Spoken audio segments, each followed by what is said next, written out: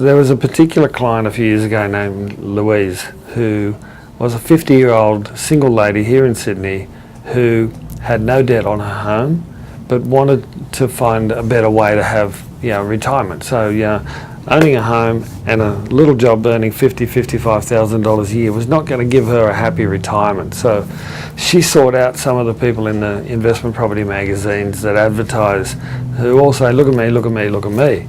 And unfortunately she found one who said, yeah, great, let's take you and make you a superstar, or take her from zero to hero, as I call it.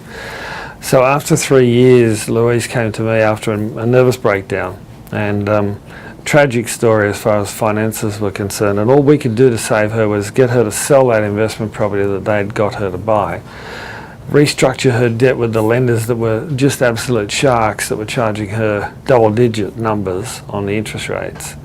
And to this day, she's still got $165,000 debt on her home in Sydney that previously had no debt. She has no investment property. She is getting a decent interest rate now, but it will take her till the time she retires to pay that debt off.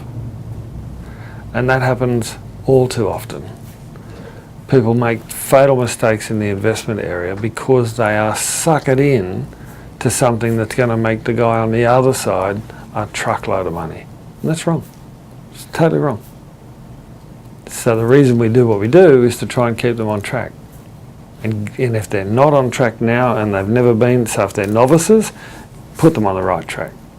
If they've been off track, get them back on the right track as best we can.